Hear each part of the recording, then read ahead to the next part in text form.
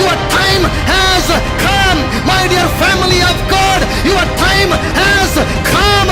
కుమారుడు మిమ్మును స్వతంత్రులుగా చేసిన ఎడల మీరు నిజముగా స్వతంత్రులు అవుతారు.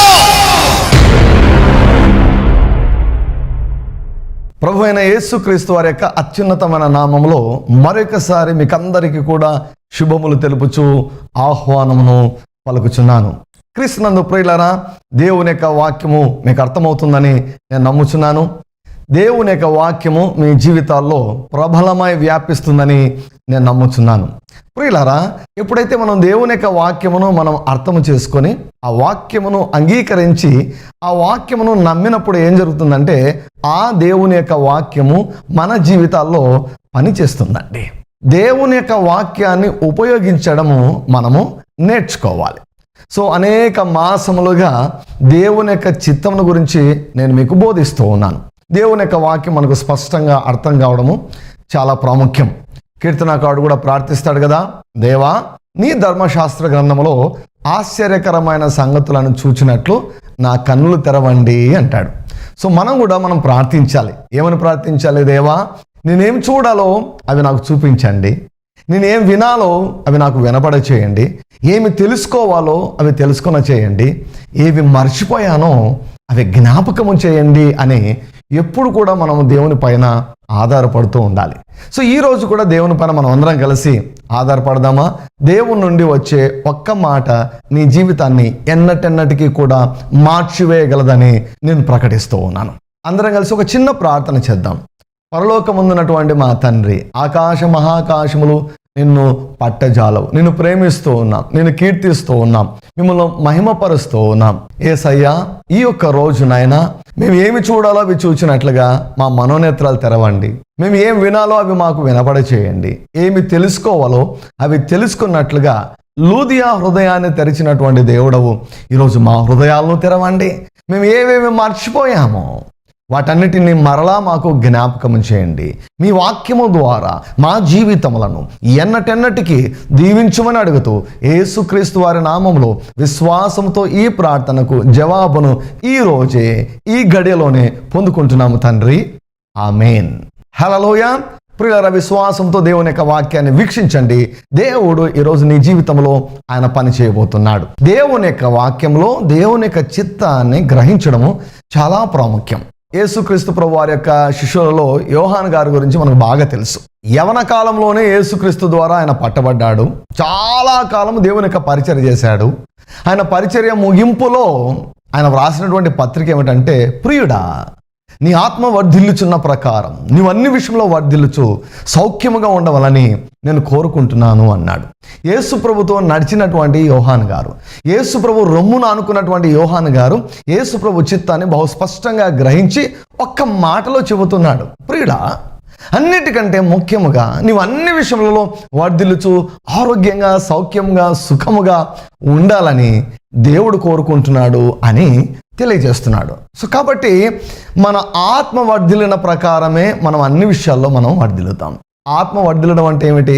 యాక్చువల్గా ఇంగ్లీష్లో సోల్ ప్రాస్పెరిటీ అని రాబడింది. అంటే మనసు వర్ధిల్లాలన్నమాట. మనసు వర్ధిల్లడం అంటే దేవుని యొక్క చిత్తాన్ని గ్రహించడంలో మనసు వర్ధిల్లాలి. అంటే నీవు దేవుని యొక్క చిత్తమును ఎంత గ్రహిస్తావో అంతగానే నువ్వు వర్ధిల్లుతావు. Prosperity in this world is directly proportional to your soul prosperity. ఈనాడు ప్రజలు దీవించబడాలంటే ఫస్ట్ వారి మనసు దీవించబడాలి. హల్లెలూయా. నేను ఎప్పుడు దీవించబడ్డానంటే నా మనసు దీవించబడినప్పుడు నేను దీవించబడ్డాను. నీ మనసు ఎంత ఎక్కువగా దీవించబడితే నువ్వు అంతే వర్ధిల్లుతావు. కాబట్టి నీకు పరిమితి ఏమిటంటే నీ ఆలోచన విధానమే. Your thinking is your limit. God is not your limit, your neighbours are not your limit, your thinking is your limit. నీ ఆలోచన విధానమే నీకు సరిహద్దులను నియమించేది. కాబట్టి మొట్టమొదటిగా మన ఆలోచన విధానం అన్నటువంటిది మార్చబడాలి. సో ఆలోచన విధానం మార్చబడే దాని కొరకే నేను మాటికి దేవుని యొక్క చిత్తమును గురించి నేను ప్రకటిస్తూ ఉన్నాను. ప్రియులారా, మానవుని ఎడల దేవుని యొక్క చిత్తమును గురించి స్పష్టముగా తేటగా వివరముగా బోధించుటకు దాదాపుగా ఇప్పటికీ 50 ఎపిసోడ్స్ నేను తీసుకున్నాను. ఇంకా చాలా ఎపిసోడ్స్ నేను దేవుని యొక్క చిత్తం గురించే బోధిస్తున్నాను. ఇది పునాది అండి.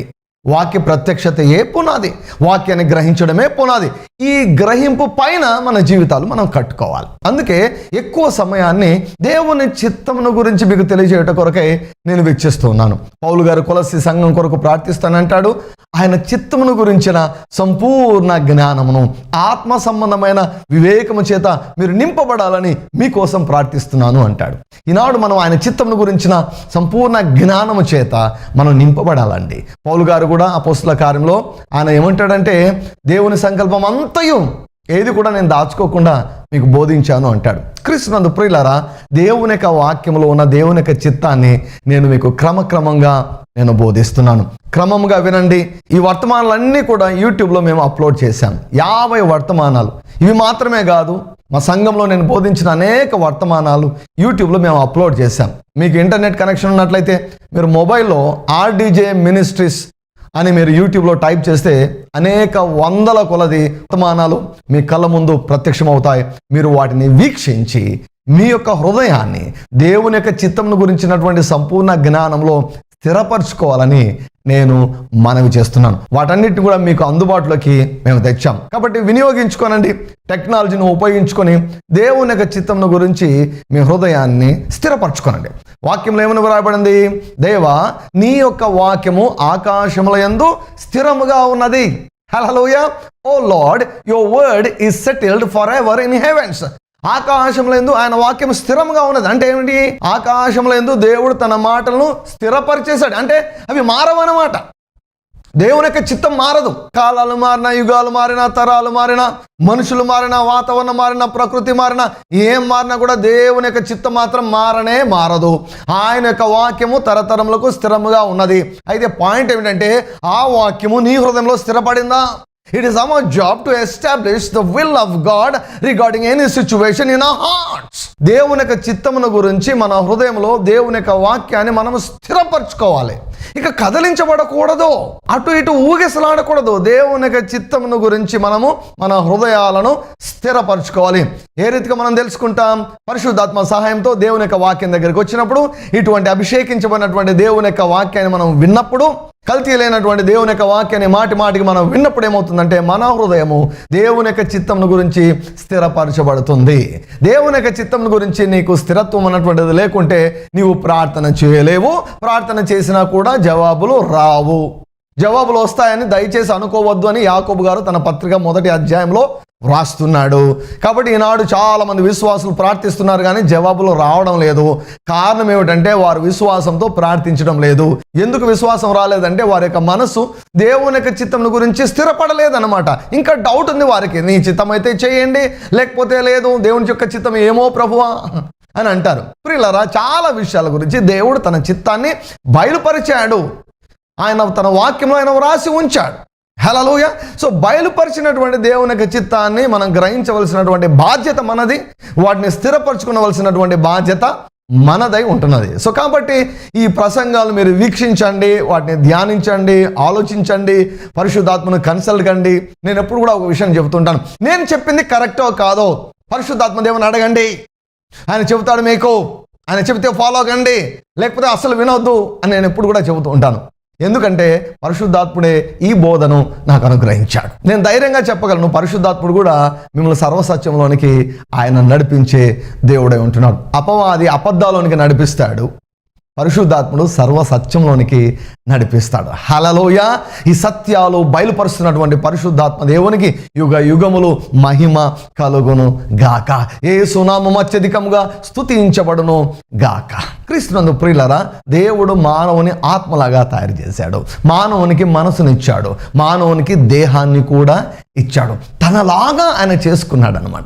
తనకంటే తక్కువ వ్యక్తిలాగా చేయలేదు, కానీ తనలాగా చేసుకున్నాడు. ఇష్టపడి చేసుకున్నాడండి, ఇష్టపూర్వకంగా చేసుకున్నాడు. తనలాగా ఉండాలని, తనను పోలి ఉండాలని, తనలాగా మాట్లాడాలని, తనలాగా ఆలోచించాలని, తనలాగా ప్రవర్తించాలని, తనలాగా జ్ఞానం కలిగి ఉండాలని, తనలాగా ఏలాలని దేవుడు తన సారూప్యంలో తన పోలిక చొప్పున నరుని తయారు చేసుకొని నరునికి సామర్థ్యాన్ని ఇచ్చాడు. మీరు ఫలించండి, మీరు అభివృద్ధి చెందండి, మీరు విస్తరించండి, మీరు భూమిని నింపేసేయండి, సమస్తమును లోబర్చుకోనండి అన్నాడు. సో కాబట్టి దేవుని యొక్క చిత్తము మనం ఆత్మీయంగా వర్ధిల్లడము, దేవుని యొక్క చిత్తము మనం మానసికంగా వర్ధిల్లడము, దేవుని యొక్క చిత్తము మనం దేహపరంగా వర్ధిల్లడము, దేవుని యొక్క చిత్తము మనము ఆర్థికంగా వర్ధిల్లడము. అంత మాత్రమే కాదు, మనకు దేవుడు ఒక కుటుంబాన్ని కూడా ఇచ్చాడు.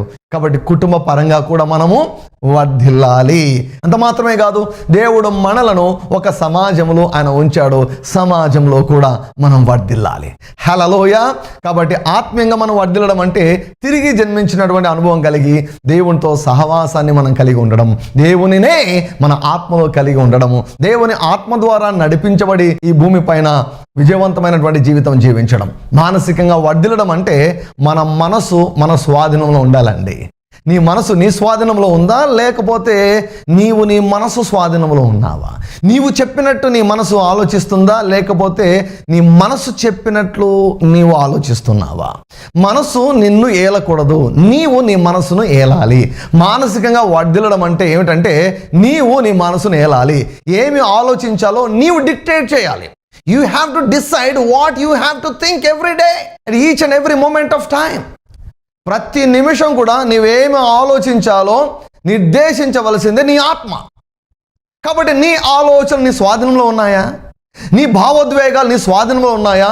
ఈ కోపాన్ని నేను అణుచుకోలేకుండా ఉన్నాను, ఈ యొక్క ఎమోషన్స్ను నేను కంట్రోల్ చేసుకోలేకుండా ఉన్నాను. ఎమోషన్స్ కూడా దేవుడే ఇచ్చాడండి. పెయిన్కు ప్లెజర్కు మనం ఇచ్చే రెస్పాన్స్ అన్నమాట.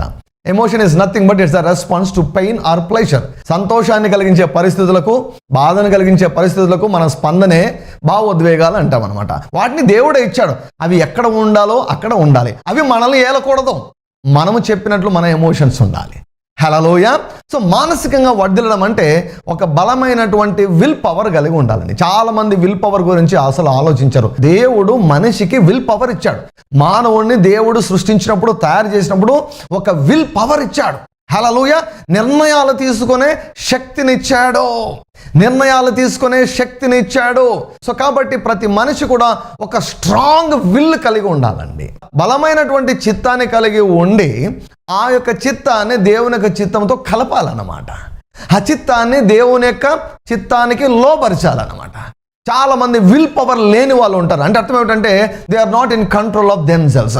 వారు తమ ఆధీనంలో లేరు, మరొకరు వారిని కంట్రోల్ చేస్తున్నారు.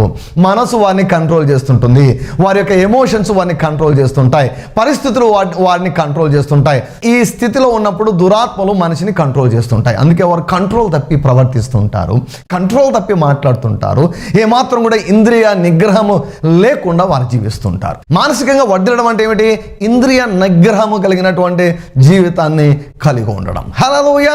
యేసుక్రీస్తు ప్రభు ఆత్మీయంగా వర్ధిల్లాడు, యేసుక్రీస్తు ప్రభు మానసికంగా వర్ధిల్లాడు, యేసుక్రీస్తు ప్రభు దేహపరంగా వర్ధిల్లాడు. దేహపరంగా వర్ధిల్లడం అంటే ఏమిటి? మంచి ఆరోగ్యాన్ని కలిగి ఉండడం. హల్లెలూయా. మంచి ఆరోగ్యమే దేవుని యొక్క చిత్తము. అనారోగ్యము మన దేవుని యొక్క చిత్తము కాదు. అనారోగ్యము దయ్యం యొక్క చిత్తము. దయ్యంతో ఏకీభవించద్దు. దయ్యం స్టఫ్ను ఎప్పుడు కూడా నీలోకి అనుమతించద్దు. దయ్యం యొక్క సరుకును, సామాగ్రిని నీ దేహంలో అసలు ఒప్పుకోవద్దు. తిరస్కరించు, ఎదిరించు, ద్వేషించు. ఆ రోగాలు 7 మార్గంలో పారిపోతాయి. హల్లెలూయా. రాజీ పడినటువంటి జీవితాన్ని ఏమాత్రం కూడా జీవించొద్దు అని నేను తెలియజేస్తున్నాను. ప్రియులారా, మనం ఆర్థికంగా వర్ధిల్లడం కూడా దేవుని యొక్క చిత్తము అని దేవుని యొక్క వాక్యము ద్వారా అనేక ఎపిసోడ్స్ నుంచి నేను రుజువు చేస్తూ వస్తూ ఉన్నాను. దేవుడు నీవు ధనవంతునిగా ఉండాలని దేవుడు కోరుకుంటున్నాడు. దేవుడు నీవు నీ పిల్లలు ధనవంతులుగా జీవించాలని దేవుడు కోరుకుంటున్నాడు. ఇంగిత జ్ఞానము ఉన్నటువంటి ఎవరైనా కూడా ఈ మాటను అంగీకరిస్తారు. హల్లెలూయా. ప్రియులారా, ఈనాడు నీవు ధనవంతుడిగా ఉండడం దేవుని యొక్క చిత్తము అని చెప్పేదానికి ఎన్ని లేఖన భాగాలు తీసుకుని రుజువు చేయాల్సి వస్తుందో చూడండి. ఎందుకు? మతము తప్పుడు బోధను మనుషుల మనసులోనికి ఎక్కిచ్చేసిందండి. మతం ఎప్పుడు కూడా ధనానికి వ్యతిరేకంగా మాట్లాడుతుంది. మతం ఏమంటుంది తెలుసా? దరిద్రతయే దైవత్వము అంటుంది. No, it is wrong. It is not scriptural. ఆత్మీయంగా అనిపిస్తుంది, వాక్యానుసారం కాదు. చాలా సంగతులు ఆత్మీయంగా అనిపిస్తాయి, కానీ అవి వాక్యానుసారం కాదు. అసలు వాక్యంలో అవి ఉండవు, వాక్యంలో లేనే లేవు. ప్రియులారా, ఆత్మీయత ఏం బోధిస్తుందంటే దేవుడు నీవు ధనవంతునిగా ఉండాలని కోరుకుంటున్నాడు అని ఆత్మీయత బోధిస్తుంది. అంటే పరిశుద్ధాత్ముడు బోధిస్తున్నాడు. ఆయన ధనవంతుడై ఉండి తన దారిద్ర్యం వలన మనం అందరం కూడా ధనవంతులు కావాలని మన నిమిత్తము దరిద్రుడయ్యాడు. ఆయన దరిద్రుడయ్యేదానికి ఒక కారణం ఉంది బ్రదర్. అది ఆత్మీయ దరిద్రత బ్రదర్. అది దయ్యం యొక్క ఆలోచన, అది దయ్యం యొక్క సిద్ధాంతము. కొరింథీయులకు రాసిన 2వ పత్రిక 8వ అధ్యాయం అంతా కూడా డబ్బుల గురించి మాట్లాడుతుంటే నీవు ఆత్మీయత అంటావా అని. పత్రికలను మనం ఎప్పుడు కూడా మనం ఇంటర్ప్రిట్ చేయకూడదండి. పత్రికలను యాజ్ ఇట్ ఈస్గా మనం తీసుకోవాలి. దేవుడు బహు సరళమైనటువంటి పద్ధతిలో, సరళమైనటువంటి మాటల్లో తన మాటలు మనకి ఇచ్చాడు. వాటిని ఉన్నట్లుగా తీసుకోవాలి. పాపం అంటే పాపము, రోగం అంటే రోగము, డబ్బులు అంటే డబ్బులు. సో స్పష్టంగా పత్రికలో దేవుడు రాసి ఉంచాడు కాబట్టి వాటిని ఉన్నట్లుగా తీసుకోవాలి. తీసుకోకపోతే ఏమవుతుంది? నువ్వు మోసపోతే సాతానుకు చిక్కుతావు. సాతానుకు చిక్కితే ఈ లోకంలో దేవుని యొక్క చిత్తాన్ని నువ్వు నెరవేర్చలేవు. పరలోకానికి వెళ్ళిన తర్వాత సిగ్గుపడనక్కరలేనటువంటి పనివాళ్ళగా ఎలా నిలబడతావు? తల దించుకోవాల్సి వస్తుంది అన్నమాట. సో కాబట్టి అక్కడికి వెళ్ళి బాధపడేదానికంటే ముందుగా ఇప్పుడే దేవుని యొక్క చిత్తాన్ని గురించి నువ్వు తెలుసుకొని నువ్వు ధనవంతునిగా జీవించాలని యేసుక్రీస్తు ప్రభువుల వారు కోరుకుంటున్నాడు. మనం ధనవంతులుగా జీవించాలని దేవుడు కోరుకుంటున్నాడు. ఎందుకు? ఆయన ధనవంతుడు కాబట్టి. ప్రభు అన్నాడు, నేను పరిశుద్ధుడినై ఉన్న ప్రకారం మీరును పరిశుద్ధులై ఉండండి. నేను ఆరోగ్యవంతుడై ఉన్న ప్రకారం మీరు ఆరోగ్యవంతులై ఉండండి. నేను ధనవంతుడై ఉన్న ప్రకారం మీరు కూడా ధనవంతులై ఉండండి అని ప్రభువు సెలవిచ్చాడు. హల్లెలూయా. సో కాబట్టి దేవుడు ధనవంతుడు కాబట్టి తన పిల్లలు కూడా ధనవంతులుగా ఉండాలని దేవుడు కోరుకుంటున్నాడు. దేవుడు తన ప్రజలందరినీ కూడా ఐశ్వర్యవంతులుగా చేశాడు. అబ్రహాము ఒక చోట అంటాడు, దేవుడే నన్ను ధనవంతునిగా చేశాడు అంటాడు. హల్లెలూయా. క్రీస్తునందు ప్రియులారా, పాత నిబంధన భక్తుల అనేకులను చూపించాను, యేసు ప్రభు జీవితాన్ని చూపించాను, అపోస్తలుల జీవితాన్ని చూపించాను, పౌలు గారి జీవితాన్ని చూపించాను. వీరందరూ కూడా భూమి పైన కొంచెం డబ్బులు కలిగి జీవించారండి. భూమి పైన డబ్బు లేకుండా దరిద్రులుగా జీవించలేదండి. సో కాబట్టి ఇప్పుడు ఎవరి వంతు అంటే నీ వంతు, నా వంతే. మనం కూడా డబ్బులు కలిగి జీవించాలి. సో ఈరోజు ఒక ప్రాముఖ్యమైనటువంటి విషయాన్ని మీతో పంచుకోవాలని నేను ఇష్టపడుతున్నాను. దయచేసి జాగ్రత్తగా ఈ మాటలు ఆలకించండి. ఓపెన్ మైండ్తో ఈ మాటలు వినండి. ఐశ్వర్యం ఎందుకు? Why prosperity? కొంతమంది బ్లైండ్గా, మూర్ఖంగా అసలు ఐశ్వర్యం అన్నటువంటిది అది దేవుని యొక్క చిత్తము కాదు అని బోధిస్తూ ఉంటారు. ప్రాస్పారిటీ గాస్పెల్ అన్న వెంటనే అదేదో పెద్ద కల్ట్ అన్నట్లు అనుకుంటారు. పాక్షికంగా వారి యొక్క అభిప్రాయం కరెక్ట్. ఎందుకంటే కొంతమంది స్వార్థపరులు దేవుని యొక్క వాక్యాన్ని, దేవుని యొక్క సిద్ధాంతాలను వక్రీకరించి డబ్బులు దోచుకునేదానికి ఈ బోధను వారు బోధిస్తున్నారు. అది తప్పు. అయితే దేవుని యొక్క వాక్యము తప్పు కాదండి. ప్రజలు తప్పు చేయొచ్చు, ప్రజలు తప్పుగా బోధించవచ్చు, ప్రజలు వారి యొక్క స్వార్థం కొరకు దేవుని యొక్క వాక్యాన్ని ఉపయోగించుకోవచ్చు. అంత మాత్రాన దేవుని యొక్క చిత్తము మారదు ప్రియులారా. సో దేవుని యొక్క చిత్తాన్ని నేను మీకు వివరిస్తున్నాను. దేవుడు ధనవంతుడు అని చెప్పాను, అనేక మంది భక్తులు ధనవంతులుగా జీవించారని చెప్తున్నాను. అసలు దేవుడు ధనాన్ని ఎందుకు ఇస్తాడు? దేవుడు ధనవంతులుగా ఎందుకు చేయాలనుకుంటున్నాడు? What is the reason behind financial prosperity? ఆర్థికంగా ఐశ్వర్యవంతులుగా మనల్ని చేయడంలో దేవుని యొక్క ఉద్దేశము ఏమిటి? దేవునికంటూ ఒక ఉద్దేశం ఉందండి. ఏ వాక్యం రాసినా కూడా ఉద్దేశం లేకుండా వ్రాయడు ఆయన. ఒక ఉద్దేశంతో దేవుడు తన వాక్యాన్ని ఆయన వ్రాయించాడు. మనము ధనవంతులము కావాలని ఆయన దరిద్రుడు అయ్యాడు. అంటే ఒక ఉద్దేశం. దరిద్రుడు ఎందుకు అయ్యాడు? మనల్ని ధనవంతులుగా చేయ నిమిత్తం. రోగి ఎందుకు అయ్యాడు? మనల్ని ఆరోగ్యవంతులుగా చేయ నిమిత్తం. పాపాన్ని ఎందుకైనా భరించాడు? మనల్ని నీతిమంతులుగా తీర్చుట కొరకు. హల్లెలూయా. చాలా మంది కొంచెమే వాడుకుంటారండి, నీతిని ఒక్కటే వాడుకుంటారు, ఆరోగ్యాన్ని వాడుకోరు.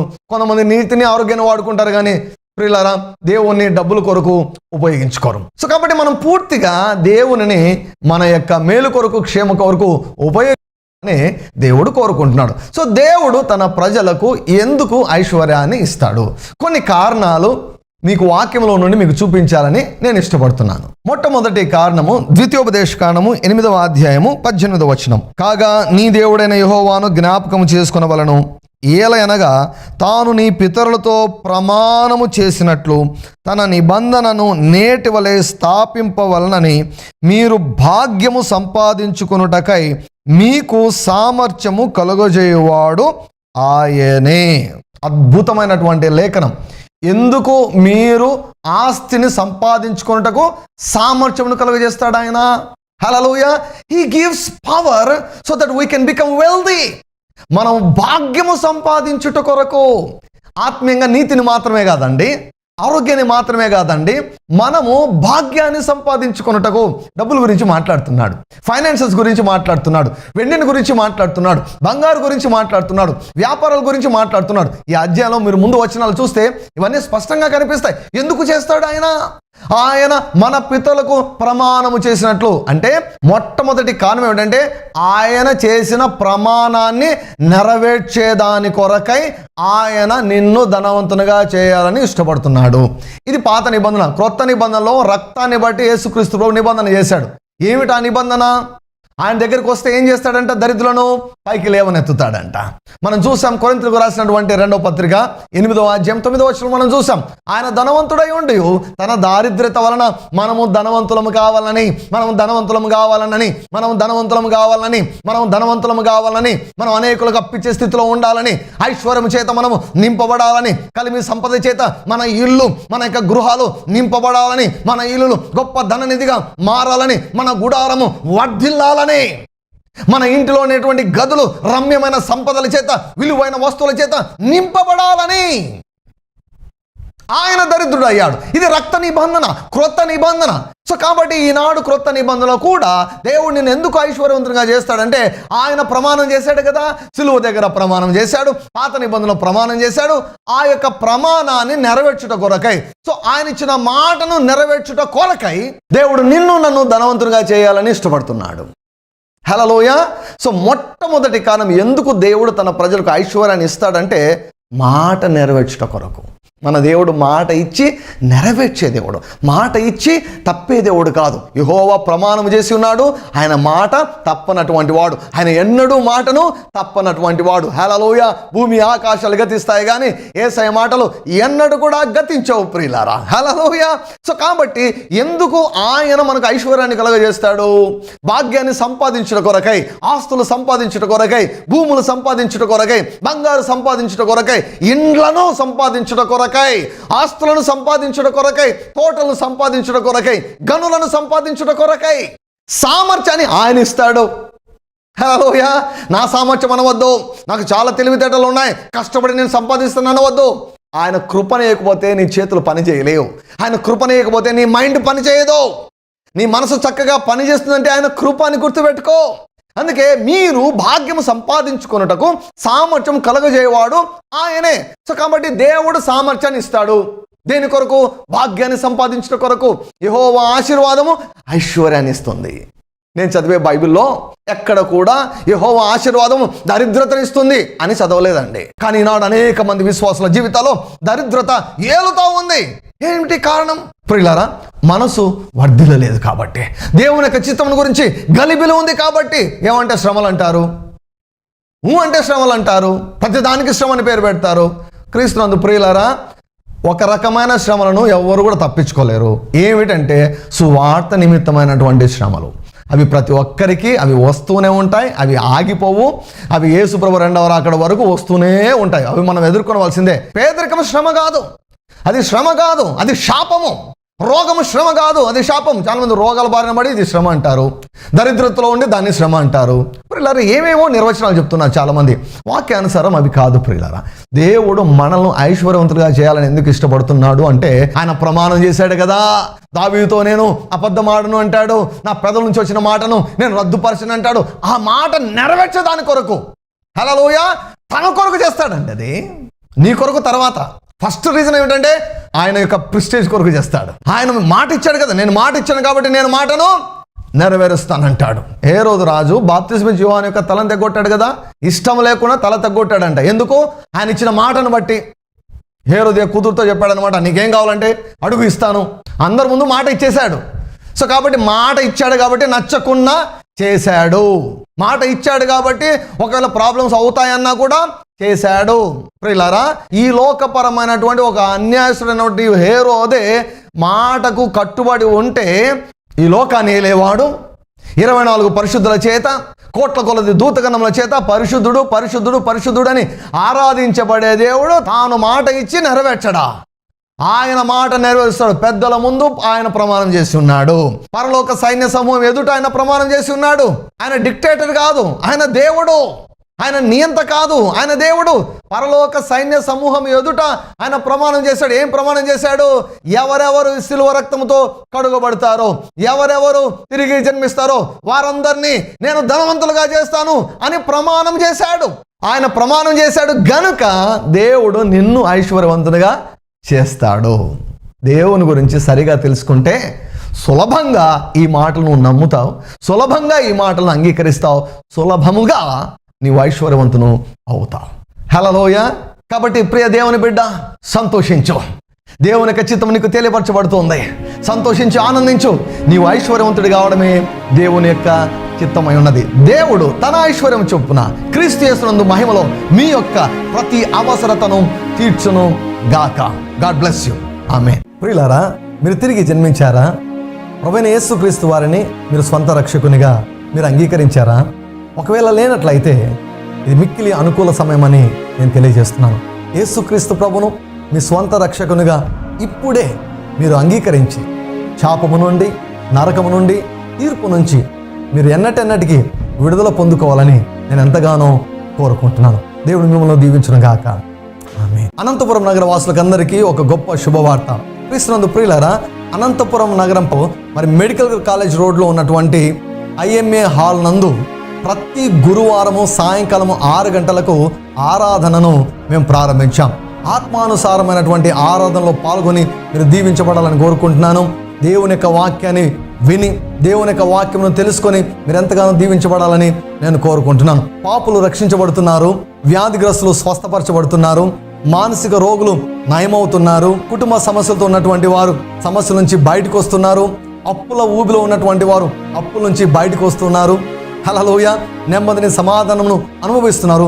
మీరు కూడా తప్పకుండా ఈ యొక్క ఆరాధనలో పాల్గొని దీవించబడాలని నేను కోరుకుంటున్నాను. సో మరొక ముఖ్యమైన విషయం ఏంటంటే, దేవుడు నన్ను అభిషేకించి నా చేత కొన్ని ప్రాముఖ్యమైనటువంటి పుస్తకములను ఆయన వ్రాయించారు. వాటిలో మొదటిది నీ భవిష్యత్తును నిర్మించుకో.